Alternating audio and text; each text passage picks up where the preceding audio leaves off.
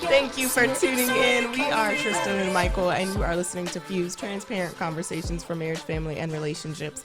We invite you to join us as we discuss perspectives that are thought about but not talked about. So tell your friends and family to check us out. Also, listen on WKCJ with Ron Heitch, Monday nights at 8 p.m. Central Standard Time. Connect with us on social media and join the conversation by emailing us at info@fusemarriages.com. All right, Michael, let's jump right in. What are we going into today? All right. So we appreciate, first of all, the listeners. You know what I mean? Some of you are watching via YouTube. Some of you are on our podcast, listening to, whether it's Spotify, Apple, whether it's Google, wherever you listen to. We just want to appreciate y'all. Drop us a comment. Y'all have questions. Sometimes, you know what? You may have something you want to ask us. We give, Tristan gives you guys the email address, but you can drop a comment on the YouTube page or even on our other social media platforms. We really appreciate that. So we want to thank y'all for that. Thank you. But the topic we have for today, we talked previously, at least in the past, about conspiracy theories. Yeah. So this one kind of goes along the same lines, at least similar lines, in my opinion, about a little bit. And it's about being never satisfied. Never satisfied. Okay. Right. So we were watching the show, right, on Disney Plus, Hamilton. If you guys haven't seen it, oh my God, it's amazing.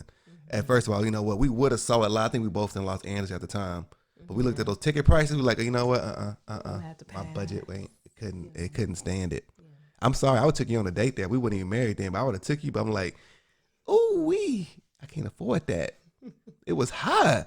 It's a musical. It's Broadway. It was some special type of musical. Most musicals ain't no $400 a ticket. Well, I'm not sure what everybody else paid, but that's what I saw when the prices were. Some, it depends. It depends on what you're seeing, where you're seeing it. Yeah.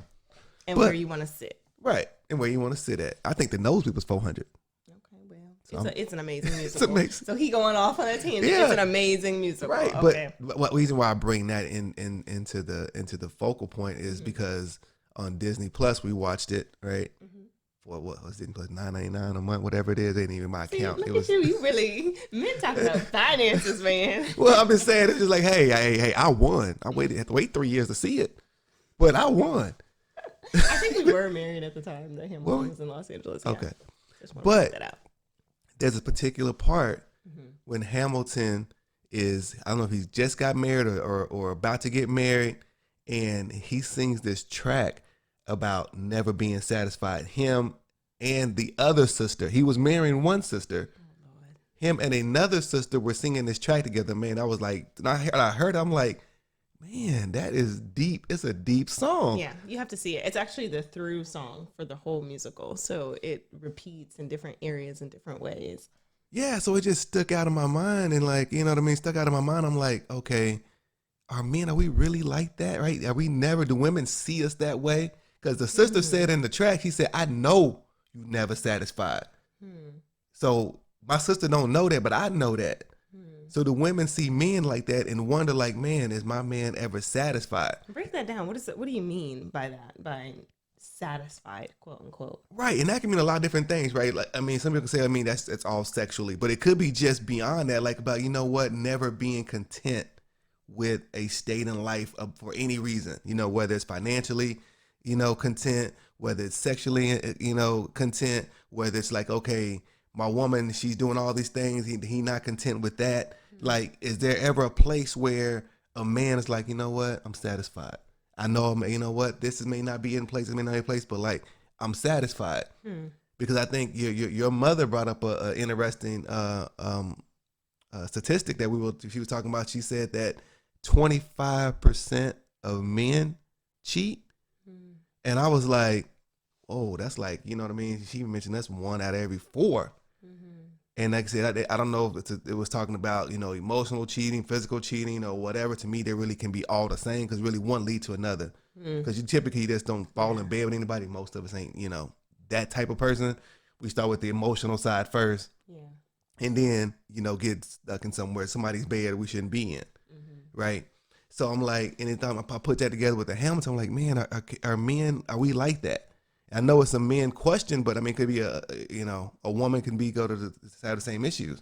Yeah, for sure. I think that being satisfied in a relationship is something I want to kind of break down. I want to get into your mind a little bit. Okay. So you talked about satisfied. You said financially, sexually, relationally. Yeah. Now what's the difference between being satisfied with where you are and being goal oriented, being driven towards something? Are those are they necessarily like exclude one another? If I'm goal driven, I'm not satisfied. Can I be satisfied and still want a goal or want to achieve? Yeah, I think you can be, right. You can be, goal driven and like you say never satisfied. When you put the never in there, I think that's like, a defining factor, at least how I'm hearing it and like kind of processing a little bit. It's like I think you have to get to the place where, you know what, I'm okay where I'm at, but I'm still driving to be in a different place, hopefully in a higher place, right? So being okay with where you are is being satisfied, even if you want to go somewhere. Right. Okay. That's how I would look at it, and I think that's a healthy way of seeing it, saying, okay, I'm okay where I'm at, but in that same mindset, I'm still driving towards something greater. And if I don't, and then that basically to me sets the foundation, saying if I don't get to where the greater is, I'm still cool. Some people aren't cool when if they don't get to that greater side. Like they like it's a disappointment, it's a failure. I didn't, or I want more of this or more of that, whatever that is. Whether it's, I want 10 women or my woman ain't doing these 10 things. I'm gonna go get 10 to fill in these gaps, or I'm gonna go work these many hours to get, this income level. It's like, okay, what if you don't get that though? Is your life is it a failure? That's interesting. So it's like, what I mean? So we got to look at it from the aspect of, what, is somebody never satisfied, man, how does that play out in their life? If somebody looks at you and looks at me and says that, I'm like, I don't know if you're ever satisfied. I don't care. Your kids can never be great enough. Your job, you never can make enough money. Wow. Your house can never be big enough. You can never have enough cars. You can never have enough influence. People like, influence a lot of people, why they want more and more influence. If they don't get a certain level, they like, man, I'm trying to, they got to talk to the whole room 10 times. They trying to get influence or whatever. So I'm just like, okay, can a guy, what I mean? We're talking about men in this particular case. We can talk about women too, but I think men get maybe stuck with that naming of saying of, what, are we ever satisfied? I think that's interesting because even in the musical, and what you're saying is that somebody, it can be like a mistaken identity. Like somebody can be like, oh, well, they are, they're so driven. And it might not be that they're driven. It might be that they're dissatisfied, or they're so, they're such a hard worker. All of those kinds of labels that might be, a positive label. Gosh, they have so much zeal. They have, they have so much, so much inside of them. They're really on top of it. All of those things can really be almost a camouflage for somebody who's unsatisfied or dissatisfied with themselves or with where they're trying to go. So I want to break those down into a couple categories. Okay. Let's talk about them in terms of relationships, because that's what we do. Yeah. But as we're talking about men being not being satisfied in their marriage or not being satisfied, I have heard a lot that men cannot be satisfied with one woman for life. Now, obviously, I want to think differently, but talk about that. Why do women think that about men, or why do men say that about each other? What is that? Where does that come from? I mean, where does it come from? I think, I think we're visual creatures, so we often see one thing and then see something else and think we want something else. That's almost a never satisfied eye, right? You like, what? Okay, how find your woman? Like, how can somebody cheat on Halle Berry? But it happened, right? How can somebody cheat on Beyonce? But it happened. You know what I mean? We got you got in a lot of people's eyes, the finest girl that's out there, and you still, you know what I mean, are looking elsewhere. Just a never satisfied eye, you know what I mean? What your eyes are taking in, you just like, what? No, it's something better out there. Like, no, I'm good right here. And you have to figure out how to control that thing like that. You know what I mean? Because otherwise, you see men, you know what I mean? But it's not bad when you're in your teens. It's not bad when you're in your 20s. It may not be horrible when in your early 30s.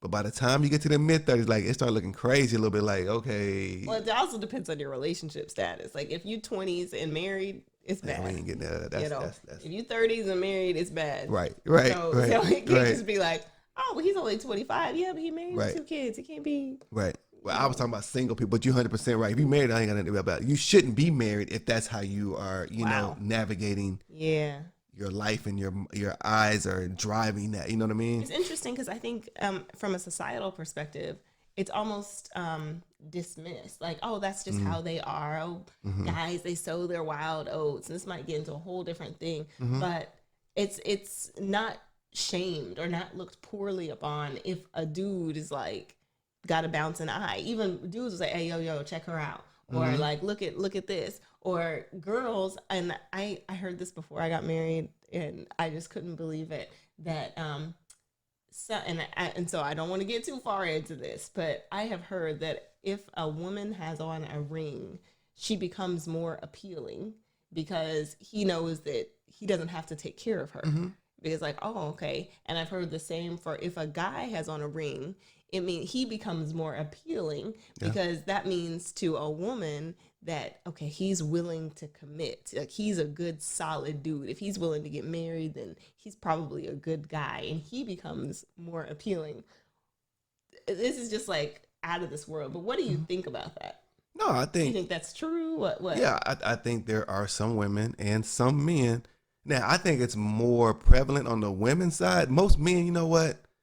Okay, most men, I'm gonna tell you how this is my philosophy, how at least my circle of influence, the people I interact with. Okay. Most men will see a fine woman, and they say we single, right? We single, everybody's single. We see a fine woman, and she with somebody, we'll say, I want somebody like that. Okay. She's fine, she with somebody, I want somebody like that. Okay. What I seen women do and say, they be like, girl, he fine, I want that. And that's like the distinction I've seen in general, you know, that when people do see something they like, and women versus men, it's the difference that I see in it. Most men won't chase another dude's girl. Like, you know, that's some other ones out there. But I've seen a lot of times, and like I said, hopefully I ain't generalizing too much, but the opposite is not necessarily true for women. Have y'all heard that? Let us know. Yeah, drop a comment. FusedMarriages.com. Email us, hit us up, drop a comment, something. Let us know if that's what y'all have heard, because I have heard that. I've definitely heard that. And that can make you definitely question some people's motives. And we talked about it in an earlier show where there can be also 2 married couples and they'll be like, oh man, look how he treats his wife. My husband doesn't do that for me. Or look at what she's doing for her spouse. Man, he's got it made. And there can be that kind of shift in the relationship. So it can also make you question, like, even having other couple friends, because he might not be satisfied in his marriage and think like the grass is greener over here. That's the worst thing to do in any relationship, in my opinion, is to compare. The worst of the worst. Talk about it. Why? What's going on? For anybody to talk about what they are doing, another couple that is, because that's them. You know what I mean? You don't know what they went through, what they talk about, how they got there. You don't know the backdrop of all that. Yeah. So like, and then we're 2 different people. Yeah. So if we're 2 different people, how can I say, you know what? I'm envious, and we never would say those words, but like, I wish I could be what they have or want what they have. Why come you can't do? Like, that's like the worst of the worst. Yeah, I think that happens so much that whether it's celebrity couples or couple friends or Facebook friends, where you only see one side, not even like a whole side. You see a moment, you see a picture, or you see an interaction, and you have no idea. And it's not saying that they're arguing all the time. I think that sometimes people kind of project that they were in a fight. I'm not saying that, but you don't know what happened for them to get to that point, and what happened in their own personal lives, if they had to go through therapy, if they had some family trauma that they had to deal with, if they had some arguments and some growing that they had to do. I mean, it literally could be any number of things. This could be their one outing and they're just excited to get out. So they're all touching each other and loving on each other, not because they're always like this, but be like, oh my gosh, I'm just so glad to be away from our kids for a moment. I'm just so glad to be with you for a moment. So you're looking at it like, oh man, they have so much love. They're always so cuddled up. Maybe not. And I'm not saying that couples aren't or that they are. I'm just saying you don't know. You don't know what is. You don't know what isn't. So I agree with you. It's really dangerous to compare, but it happens all the time. And I think social media has made it worse, right? Because everybody's posting these pictures, couples that is like, man, they all booed up. They at this play, or they at the movies, or they at the house chilling. You don't know. That picture might have took an hour. They might have been arguing. You know what I mean? You don't know. So we had a friend tell us one time. They showed us this really cute picture of them, and we were like, "Oh, that's such a cute picture." And the wife was like, "Oh yeah, I hate that picture." And I was like, "Why?" She's like, "Well, right before that, we got in a fight." Yeah. So we were just taking the picture, we were just taking a picture because we were on our way out. I think she said they were on their way to go somewhere, and they took this picture. So every time that she sees the picture, she remembers the fight that they were having when they just decided, okay, we're just gonna take this picture because we're about to go out and we dressed up, so we might as well just take the picture. But everybody, like, I saw the picture, oh my gosh, it's so cute. You wouldn't know from the picture, and it's the same on social media. You don't know from the picture what's going on. No, you don't know. You don't know if they're on the verge. There have been couples that have broken up that people are shocked, if they're celebrity couples or couple friends that are shocked, like, what happened? We thought y'all were so happy. Right. That's because you only saw a moment. That's because you only had a snapshot of that relationship, Yeah. So how does that feed into, were you about to say something? No, go ahead. How does that feed into being satisfied, like, in your relationship? I'd love to hear the male perspective of how this translate, these kind of happy moments or sad moments or moments in a man's life in particular. Why are you not okay transitioning, rolling with the punches, kind of figuring it out with that other person? Well, I mean, so I guess from a male perspective about never being satisfied, it's like, okay, I think of, okay, can a man be with one woman is kind of the first, kind of the basic, right? Mm-hmm. And then if he can make the decision, yep, I can be with that one woman. I want to marry her. I want to be with her. Now, can he be satisfied or stay satisfied with that one woman? Mm-hmm. And it's like, I think you got to like mature to that place of saying, okay, am I marrying a person or am I marrying an ideal of a person? An idea of a person is like, can me as a man say, okay, you know what, I know I'm flawed. I know she's flawed. But the woman I'm marrying, we're going to try to work whatever we have out together. Mm-hmm. And can I be satisfied with that process? That's really what you're talking about, can be satisfied about. It's not really about can I be satisfied in a relationship. Can I be satisfied with the process that it's going to take for us to get to where we're trying to go to? Mm-hmm. That process is going to be different for, I don't care who you are, from your last couple, from your mama and daddy, from, your cousin, them, whoever it is, what you look up to, it's going to be different. And like, I think people get satisfied, in this case, men get dissatisfied and say, okay, man, my girl ain't doing this. And then somebody else get in their ear. Mm. You know what I mean? Snake. Somebody else get in their ear. And it's just like, it don't take a lot. And you just like having conversations about it. Like, man, all of a sudden now your mind is drifting towards something else. Mm-hmm. And then, you know what? And the woman is like, hey, man, are you talking to somebody else? You're like, no, I ain't talking to nobody else. He ain't finna admit it. Right. Dang way he talking to somebody else. He ain't talking to you. Mm. So he talking to somebody. That's the same on the women's side. Yeah. Yeah. I think we talked about it. We have a show On the Brink, and we kind of talked about it a little bit there. So if you haven't heard that, go check that out. But we do talk about how other people can come in. It almost seems just at the right time, start whispering in the other ear. And then it causes you to become more dissatisfied because you're like, man, this, she brought me. She knows I like oranges. She put some oranges on my desk at the office. Yeah. Or man, he really, like, every morning he compliments me. Every morning, I mean, I leave the house, my husband doesn't even notice. Every morning he says something nice to me, or whatever it is. There seems to always be somebody else willing to step in where you're not. Yeah. If you're not doing what's needed to be done, but also that has to do with communication, like saying, hey, we need to try something else different sexually, or, because this is no longer getting me, or man, we need to figure out how to get more quality time in, because we're not really spending enough time together, and that's not good for us. And I think some of that has to do with hearing your spouse. So it's talking, communicating. It's different a little bit, but that's articulating your perspective, but also being willing to listen and say, okay, I can't just do what I've been doing because it's not working. Sometimes it'll work, but it also takes both people. One of them, you have to say, I need something different. And the other person has to hear, I have to do something different. That's good. Because sometimes you'll say, like, I need something different. What's wrong with what I'm doing? I've been doing this, and it can become like, you know what? never mind. And all that time, that space is getting bigger because you're not willing to listen. You're not willing to change. You're not willing to flux. So I think that that's an interesting aspect of what both partners need. But hearing what is it that men mean when they're not satisfied or they're unhappy. So why do men take that step to the greener grass, so to speak? Yeah, I mean, I think we talk about the age thing. I think age plays a factor, and age necessarily has to do with like Maturity. chronically how old you are, but like really how mature, they said maturity, how mature you are. You know what I mean? So like in your teens and 20s, you know what, I don't think a lot of men are mature enough to really handle what a relationship really should entail.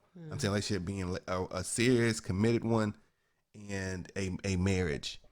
And it's like we mature differently than women as far as time wise, right? Y'all may have more insight of what you want, how you want it early on. Like in your mid-20s, y'all probably know, okay, you know what, this is the type of man I want, the type of life I want to live, this kind of career I'm on a drive toward. And y'all kind of have a little bit more focus in general speaking. In that case, a lot of men we don't. And a lot of men sometimes we don't get that, right? We don't have another man to show us what it looks like to be a mature man. Especially when you're grown.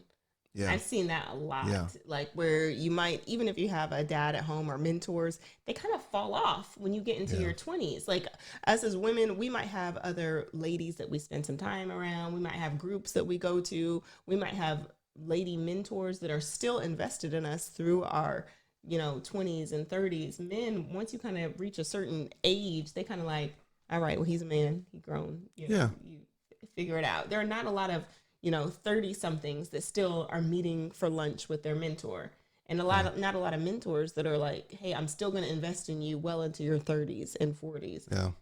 Unless it's business. When we talking personal, like, yeah, you can find some business mentors, but hey, I want to talk about how do I do marriage. I want to talk about how do I have these conversations. What you gonna say? No, I think one thing, I think you're 100% right. I was just thinking about what you were saying. Is like one thing us as men and myself, what I'm trying to take on is saying, you know what, I want someone that's at another level than what I'm at in manhood. So let's say, I've been married, I'm pushing the 10-year mark. I want somebody that's around me that's been married 20 years and trying to figure out and how they handle the discussions are they having with their spouse. So I can try to say, okay, I'm going to grow to that if I don't have it yet, or I got to maintain what the direction I'm trying to go to. And you can make up a lot of time by having a mentor, Yeah. both male and female, because you can learn from their lessons. Like you said, they might be 10 years your senior, but you can take some of those lessons so you don't have to wait 10 years to get to that level. Right. Okay, I'm gonna do that this year.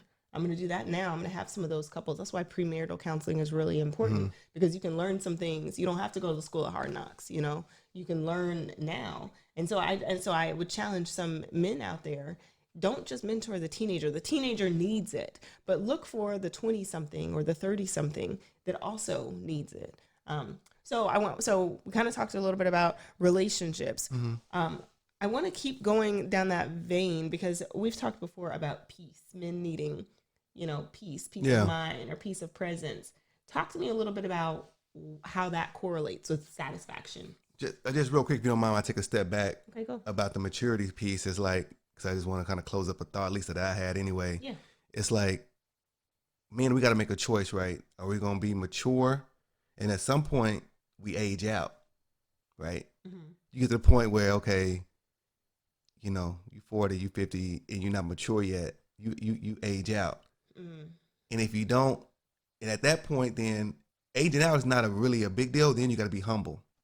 Because at that point, now you honestly age out, there ain't nobody older than you, or very few that got more years. Because I'm at 10 years in my marriage. I want somebody at 20. If I'm at 20 years in my marriage, I don't know if there's somebody maybe. I mean, I know, but nobody at 30 or 40 years. So I aged out of being able to be mentored in that case, right? But then you got to be humbled, and humbled is in the aspect of saying, I may have to listen to somebody that's younger, got less years. Ooh. I may have to. Wow. Right? I may have to be humble to the point where, you know what? No, there's nobody I can go look up to no more. I got to go look down to somebody to say, not down as in like age and thing, but like down to say, you know what? It's like, hey, maybe this person can give me some insight. Yeah. Even though they only been, a quarter or a fraction of where I'm at, but they have some insight that I missed. Yeah. In my first 5 and 10 years, I got to go back and get that to hopefully build back up and catch back up where I need to be. So it's either you age out or you humbled. It's like you got to something gonna happen. Wow, that's good. On that. So yeah, so go ahead. And your question was, I'm sorry, I kind of. Yeah, but actually I want to say something about that too. Okay, go ahead. So I think that it's also possible for somebody who hasn't aged out to still receive from somebody that's younger than them, true. or it's in That's like true. a different life stage. So they might have 20 years, but this person, man, they've only been married for 10 years, but they're doing something different. I need to listen to them. I need to receive to them. Because sometimes you can just keep doing and kind of get in the motions and not really you might need a fresh perspective. Yeah. You know, you might need to listen to something. I think that happens a lot, like in churches, where there'll be like a young pastor, and some people are like, no, he hasn't been around long enough. Yep. And some people be like, but wait, he has something he can really speak on. He has some new insights, some new wisdom. So I think that's interesting. So my question was really about satisfaction, about dealing with satisfaction and peace. Yep. So I think that beyond the maturity aspect, I really think this is the biggest issue where a man is not satisfied. Okay. This is the biggest thing. This is my personal opinion. I think the fellas, y'all can drop a comment, whatever, just confirm if this is true or not. Okay. But the biggest issue why men, I think, are never at least getting into the mindset where their shifting's not being satisfied is that they lost their kingdom. And I don't want nobody to jump on me when I say kingdom, right? Mm-hmm. And I say lost their kingdom. They basically have been, their crown has been taken away. The woman doesn't see them as a king anymore. And they want to go, us as men, we warriors. We're kings. We're supposed to be like, that's how we like are raised, how we feel about ourselves. And if your woman don't see you as a king, he gonna go find out and have a king and be a king somewhere. So he can't be a king in his house. He ain't satisfied. Okay, basically not satisfied, right? Because he ain't a king there. He gonna go outside that house and try to be a king somewhere else. And that king may be at church. That king may be at work. That king may be with another woman. But he gonna go be made a king. He gonna go feel good about himself somehow, some way. He wants that come from his woman. He wants him to be like, man, you know what, babe? I know you ain't this, but you still my king. I know you ain't that, but you still my king. So that's not what I think that we're talking about. Is it's not absent criticism. It's not absent like, hey, we got some stuff we need to work on. Like, you ain't perfect. I think that can be like what we hear is like, gosh, man, he can't handle criticism. He can't handle critique. So I can't ever say anything to him. And some dudes are like that. They don't want to hear anything negative about themselves or about what they need to do. But what you're really talking about is still being esteemed in a way, still being honored in a way. Right. Us men, we don't use those words. We call it say, you know what, man, she just don't, like you said, look up to me, or she doesn't really come to me, or she doesn't see me in a positive light. Right? We probably use words like that in a way, basically. But what you're saying is 100% true. We want to be esteemed. We want to be thought well of. We want to be like, okay, my woman feels good about being with me. I think that's one of our driving missions. Again. My spouse, my husband, he wants to feel good. Say it. Yeah, I want my woman to feel good about being with me. Being with you. Wow, that's it. I think if we internalize that, that's a really deep statement.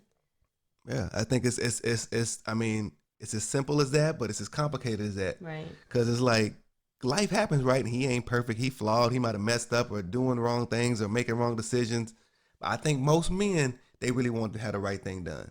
Even if they go about it the wrong way, most men want the right things done by his spouse and by his kids and by his family. He's not out trying to destroy the family. Even in his mistakes, he's not purposely, okay, I'm gonna go destroy my family. Even his immaturity. I know immaturity is important, but I agree. And we've talked about it so many times that people do not get married to get divorced. They're not interested in okay, I'm going to invest not just the finances, but I'm going to invest in this relationship because I want to get divorced later. In a couple years, I'm going to be done with this. Right. Most people think that this is their forever mate. This is who they want to spend their time with. So I think it's an important distinction. What you're saying is, hey, I want to be in this, and this is something that pulls the couple apart. Yep. No, you that satisfaction, that peace, that need to be together.